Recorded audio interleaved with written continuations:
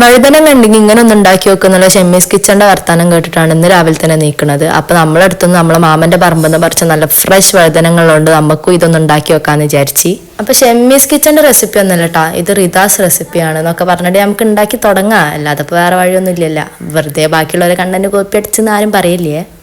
അപ്പൊ വഴുതനങ്ങ കുനുകുന അരിയ, എന്നിട്ട് ഈ അരിഞ്ഞ വഴുതനങ്ങ എടുത്തിട്ട് വെള്ളത്തിലിടാം. അപ്പൊ നമുക്ക് ആവശ്യമുള്ള ഇൻഗ്രീഡിയൻസ് നോക്കുക. ചെറുള്ളി, പെരുംജീരകം, കുരുമുളക് പൊടി, ഇഞ്ചി വെളുത്തുള്ളി പേസ്റ്റ്, ചില്ലി ഫ്ലേക്സ്, വേപ്പിൻ, പിന്നെ ഒരു ഹാഫ് ലെമണും. ഒരു കടായി എടുത്തിട്ട് ആവശ്യത്തിന് വെളിച്ചെണ്ണ ഒഴിക്കുക. അത് ചൂടായാൽ നമുക്ക് കടുക് പൊട്ടിക്കാം. പിന്നെ ചെറിയുള്ളിയും വേപ്പിൻ്റെ ഇലയും ഇട്ടിട്ട് ബ്രൗൺ ഷെയ്ഡ് ആവുന്നത് വരെ നന്നായിട്ട് മിക്സ് ചെയ്ത് കൊടുക്കുക. അതിനുശേഷം ഇഞ്ചി വെളുത്തുള്ളി പേസ്റ്റും നമുക്ക് ആവശ്യമായിട്ടുള്ള എല്ലാ മസാലാസും ഇട്ടിട്ട് നന്നായിട്ട് മിക്സ് ചെയ്ത് കൊടുക്കുക.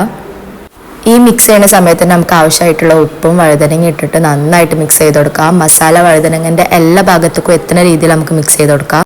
എന്നിട്ട് കുറച്ച് നേരം നമുക്ക് അടിച്ച് വേവിക്കുക. അതിനുശേഷം നന്നായിട്ട് മിക്സ് ചെയ്യുക. ഈ സമയത്ത് ചെറുനാരങ്ങൻ്റെ നീര് ഒഴിച്ചെടുത്തിട്ട് നന്നായിട്ട് മിക്സ് ചെയ്യുക. അപ്പോൾ ഇത്രയുള്ളൂടെ നമ്മുടെ റെസിപ്പി. അപ്പോൾ ബൈ.